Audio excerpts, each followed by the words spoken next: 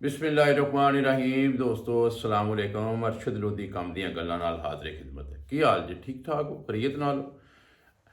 ਬਹੁਤ ਸਾਰੇ ਦੋਸਤ ਕਾਫੀ ਦਿਨਾਂ ਤੋਂ ਫਰਮਾਇਸ਼ ਕਰ ਰਹੇ ਸਨ ਕਿ ਯਾਰ ਉਹ ਖੁਲਾਈ ਮਖਲੂਕ ਨਾਲ ਤੁਸੀਂ ਜਿਹੜੀ ਪਹਿਲੇ ਗੱਲ ਕੀਤੀ ਸੀ ਉਹ ਦੁਬਾਰਾ ਜ਼ਰਾ ਗੱਲ ਕਰਕੇ ਕਨਫਰਮ ਕਰਕੇ ਦਿਓ ਕਿ ਯਾਰ ਕੀ ਮਾਮਲਾਤ ਹੈ, ਸਾਡੇ ਮੁਲਕ ਦੇ ਹਾਲਾਤ ਕੈਸੇ ਜਾ ਰਹੇ ਨੇ, ਇਲੈਕਸ਼ਨ ਹੋ ਰਿਹਾ ਨਹੀਂ ਹੋ ਰਿਹਾ, ਮਹਿੰਗਾਈ ਘਟ ਰਹੀ ਹੈ ਜਾਂ ਨਹੀਂ ਘਟ ਰਹੀ, ਤੇ ਬਾਕੀ ਮਾਮਲਾਤ ਜਿਹੜੇ ਨੇ, ਜਿਹੜਾ ਤੁਸੀਂ ਕਹਿੰਦੇ ਸੋ ਕਿ ਜੀ ਇਸ ਤਮਾਮ ਜਿਹੜੇ ਵੱਡੇ ਵੱਡੇ ਲੋਕ ਨੇ ਇਹਨਾਂ ਦਾ ਇਹਤਸਾਬ ਕੀਤਾ ਜਾਏਗਾ, ਤੇ ਇਹ ਗੱਲ ਕਿੱਧਰ ਗਈ ਹੈ? ਕੋਈ ਸਿਲਸਿਲਾ ਇਹਦਾ ਮਤਲਬ ਅੱਗੇ ਵੱਧਦਾ ਨਜ਼ਰ ਨਹੀਂ ਆ ਰਿਹਾ। ਤੇ ਅੱਜ ਮੈਂ ਸੋਚਿਆ ਕਿ ਦੋਸਤਾਂ ਦੀ ਫਰਮਾਇਸ਼ ਦੇ ਉੱਤੇ ਅੱਜ ਫਿਰ ਖਲਾਈ ਮਖਲੂਕ ਨਾਲ ਗੱਲ ਕੀਤੀ ਜਾਏ ਤੇ ਉਹਨਾਂ ਕੋਲੋਂ ਪੁੱਛਿਆ ਜਾਏ ਕਿ ਜਨਾਬ ਸਾਨੂੰ ਦੱਸੋ ਕਿ ਸਾਡੇ ਮੁਲਕ ਦੇ ਹਾਲਾਤ ਕਿਹੜੀ ਸਾਈਡ ਤੇ ਜਾ ਰਹੇ ਨੇ, ਅਸੀਂ ਇਸ ਮਹਿੰਗਾਈ ਦੀ ਚੱਕੀ 'ਚ ਕਦੋਂ ਤੱਕ ਪਿਸਦੇ ਰਹਾਂਗੇ, ਕਦੋਂ ਤੱਕ ਆਵਾਮ ਨੂੰ ਰਿਲੀਫ ਮਿਲਣ ਦੀ ਉਮੀਦ ਹੈ। ਤੇ ਲਓ ਫਿਰ ਖਲਾਈ ਮਖਲੂਕ ਨਾਲ ਗੱਲ ਕੀਤੀ ਜਾਵੇ। ਤੇ ਮੈਂ ਨੰਬਰ ਮਿਲਾਵਾਂ ਖਲਾਈ ਮਖਲੂਕ ਦਾ ਤੇ ਜਨਾਬ ਨਾਲ ਗੱਲ ਕੀਤੀ ਜਾਵੇ ਜੀ।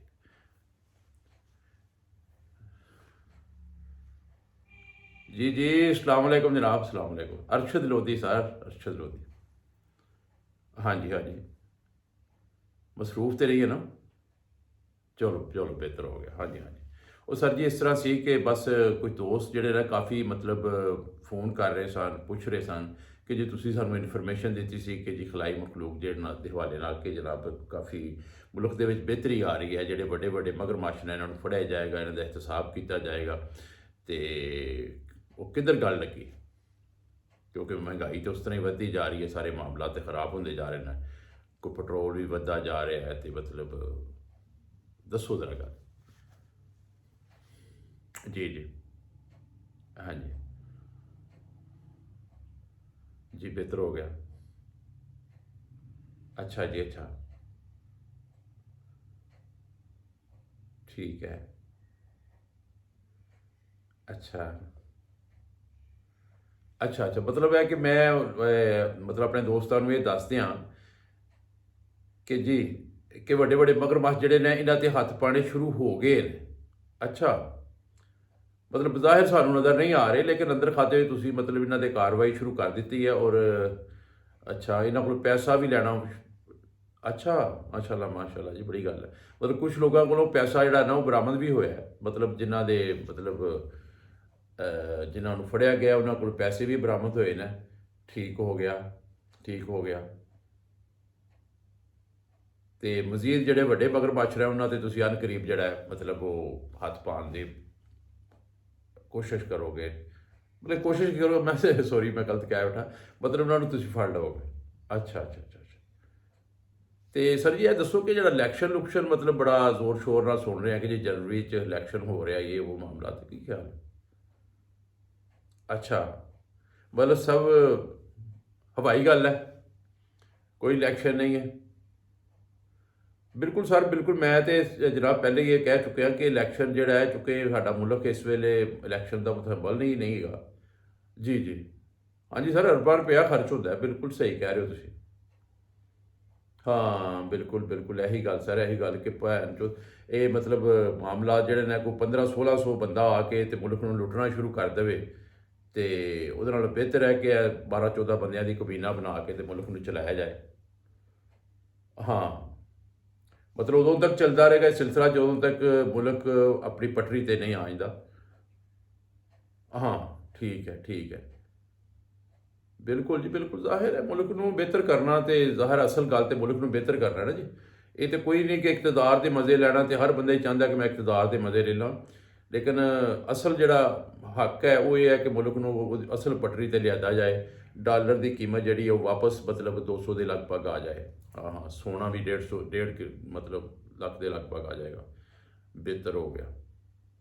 ये सर जी मुसलसल मतलब जो डॉलर 1 रुपया 1.5 रुपया घट रहा है, ये की राज है? मतलब अगर घटाना ही है तो यकमुश्त घटा दो।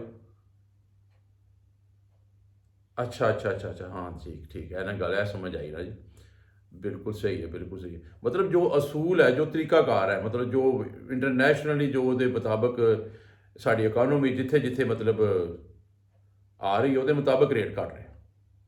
मतलब ऐसा नहीं होएगा कि जब तक सुत्ती उठिए सुबह उठिए तो पता लगे जी डॉलर का 50 रुपये रेट घट गया, ऐसा नहीं। अच्छा ਮਤਲਬ ਆਪਣੀ ਰੂਟੀਨ ਦੇ ਨਾਲ ਸਲੋਲੀ ਥੱਲੇ ਆਉਂਦਾ ਰਹੇਗਾ ਔਰ ਇਹ ਮੁਸਲਸਲ ਆਉਂਦਾ ਰਹੇਗਾ ਜੀ। ਹਾਂਜੀ ਹਾਂਜੀ, ਮਤਲਬ ਉਦੋਂ ਤੱਕ ਆਉਂਦਾ ਰਹੇਗਾ ਜਦੋਂ ਤੱਕ ਇਹਦੀ ਅਸਲ ਜਿਹੜੀ ਕੀਮਤ ਹੈ ਉਹਦੇ ਬਰਾਬਰ ਬਰਕਰਾਰ ਨਾ ਹੋ ਗਿਆ।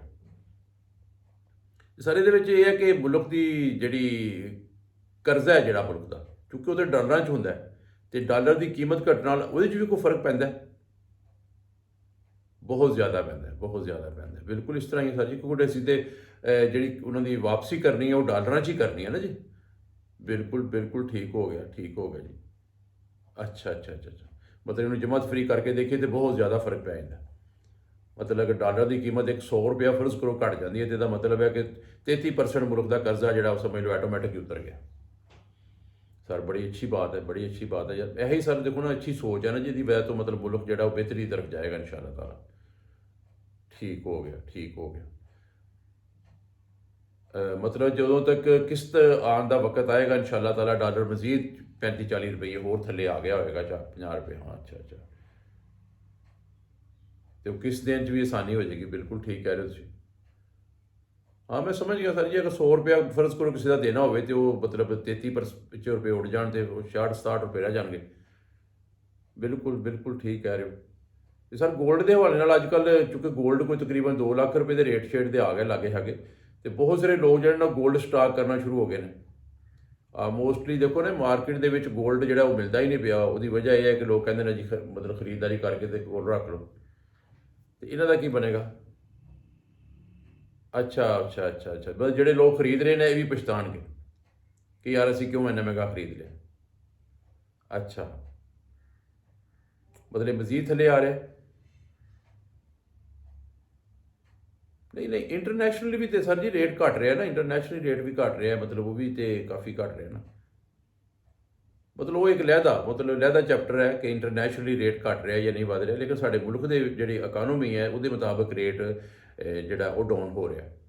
ਅੱਛਾ, ਤਾਂ ਜਿਸ ਤਰ੍ਹਾਂ ਮਤਲਬ ਤੁਹਾਡੇ ਮੁਲਕ ਦੀ ਕਰੰਸੀ ਬਿਹਤਰ ਹੋਏਗੀ, ਡਾਲਰ ਦੀ ਕੀਮਤ ਘਟੇਗੀ ਔਰ ਉਸ ਤਰ੍ਹਾਂ ਹੀ ਬਾਕੀ ਚੀਜ਼ਾਂ ਦੀ ਕੀਮਤ ਵੀ ਘਟੀ ਜਾਏਗੀ। ਸਰ ਜੀ ਖਾਣ ਪੀਣ ਦੀਆਂ ਚੀਜ਼ਾਂ ਜਿਹੜੀਆਂ ਨੇ ਇਹਨਾਂ 'ਚ ਕੋਈ ਫਰਕ ਵਾਧੇ ਨਜ਼ਰ ਨਹੀਂ ਆ ਰਿਹਾ। ਹਾਂ ਕੁਕਿੰਗ ਆਇਲ ਕੁਛ ਘਟਿਆ, ਜਾਂ ਮਤਲਬ ਚਾਵਲ ਵਗੈਰਾ ਮੈਂ ਦੇਖੇ ਨੇ, ਸਾਡੇ ਲਾਗੇ ਇਤਿਹਾਸ ਸਟੋਰ ਹੈ ਉੱਥੇ ਮੈਂ ਦੇਖਿਆ ਕਿ ਘਟਿਆ। ਮਤਲਬ ਜਿਹੜਾ 1950 ਰੁਪਏ ਦਾ ਚਾਵਲਾਂ ਦਾ 5 ਕਿਲੋ ਦਾ ਸੀ ਮਤਲਬ ਉਹ ਪੈਕਟ, ਉਹ ਅੱਜ ਮੈਂ ਦੇਖਿਆ ਕਿ 1600 ਰੁਪਏ ਦਾ ਹੋ ਗਿਆ। ਅੱਛਾ, ਮਤਲਬ ਉਹਨਾਂ ਚੀਜ਼ਾਂ 'ਚ ਵੀ ਫਰਕ ਪਵੇਗਾ ਨਾ ਜੀ। ਬਿਲਕੁਲ, ਮਤਲਬ ਇਹ ਖੁਸ਼ਖਬਰੀ ਹੈ ਕਿ ਅੰਦਰ ਖਾਤੇ ਜਿਹੜੇ ਮਾਮਲਾਤ ਨੇ ਉਹ ਬੜੀ ਤੇਜ਼ੀ ਨਾਲ ਚੱਲ ਰਹੇ ਨੇ। ਸਮਗਲਰ ਜਿਹੜੇ ਬਲੋਚਿਸਤਾਨ ਸਾਈਡ 'ਤੇ ਸਮਗਲਿੰਗ ਹੋ ਰਹੀ ਸੀ ਉਹ ਵੀ ਰੁਕ ਗਈ ਹੈ। ਹਾਂਜੀ ਹਾਂਜੀ ਹਾਂਜੀ, ਤੇ ਉਹ ਸਮਗਲਰ ਰੁਕਣ ਨਾਲ ਵੀ ਫਰਕ ਪਵੇਗਾ। ਅੱਛਾ ਅੱਛਾ ਅੱਛਾ ਅੱਛਾ ਅੱਛਾ, ਮਤਲਬ ਉਹ ਸਮਗਲਿੰਗ ਦਾ ਸਮਾਨ ਜਿਹੜਾ ਆਉਂਦਾ ਸੀ ਕੀਮਤ ਉਹਦੀ ਡਾਲਰਾਂ 'ਚ ਬਾਹਰ ਜਾਂਦੀ ਸੀ, ਤੇ ਸਾਡੇ ਮੁਲਕ ਦਾ ਡਾਲਰ ਹੀ ਸਰ ਬਾਹਰ ਚਲਾ ਜਾਂਦਾ ਸੀ ਨਾ ਜੀ। ਹਾਂ ਹਾਂ ਹਾਂ ਹਾਂ ਹਾਂ ਹਾਂ, ਅੱਜ ਸਮਝ ਆਈ ਸਰ। ਮੈਂ ਤਾਂ ਵਰਨਾ ਇੱਕ ਦੋਸਤ ਬੈਠੇ ਸਨ ਤੇ ਉਹ ਕਹਿ ਰਹੇ ਸਨ ਯਾਰ ਸਮਗਲਰ ਨੂੰ ਕਿਉਂ ਰੋਕਦੇ ਪਏ ਨੇ, ਕਿ ਉਹ ਲੋਕ ਮੁਲਕ ਦੇ ਵਿੱਚ ਅਗਰ ਉਹ ਈਰਾਨ ਤੋਂ ਕੋਈ ਚੀਜ਼ਾਂ ਅਫਗਾਨਿਸਤਾਨ ਤੋਂ ਮੰਗਵਾਉਂਦੇ ਨੇ ਤਾਂ ਉਹ ਫਾਇਦਾ ਹੀ ਹੁੰਦਾ ਹੈ। ਨਹੀਂ ਨਹੀਂ, ਹੁਣ ਸਮਝ ਆਈ ਨਾ ਸਰ ਜੀ ਕਿ ਅਸਲ ਤੇ ਉਹ ਡਾਲਰ ਬਾਹਰ ਚਲਾ ਜਾਂਦਾ ਨਾ ਜੀ। ਉਹ ਸਮਗਲਿੰਗ ਜੇ ਹੁੰਦੀ ਹੈ ਤੇ ਉਹਦੇ ਵਿੱਚ ਚੀਜ਼ਾਂ ਬਾਹਰ ਦੀਆਂ ਮੰਗਵਾ ਕੇ ਜੋ ਮਤਲਬ ਉਹਦੇ ਇਵਜ਼ ਡਾਲਰ ਦਿੱਤਾ ਜਾਂਦਾ ਹੈ, ਤੇ ਡਾਲਰ ਦੀ ਸ਼ਾਰਟੇਜ ਹੋ ਜਾਂਦੀ ਹੈ।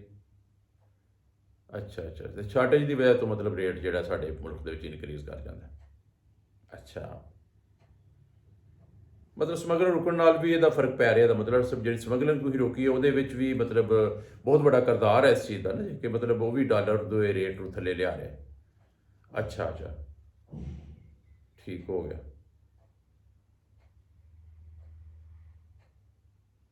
ਚਲੋ ਸਰ ਜੀ, ਇਹ ਤਾਂ ਬਹੁਤ ਅੱਛੀ ਗੱਲ ਹੈ, ਬਹੁਤ ਅੱਛੀ ਗੱਲ ਹੈ ਜੀ। ਬਿਲਕੁਲ,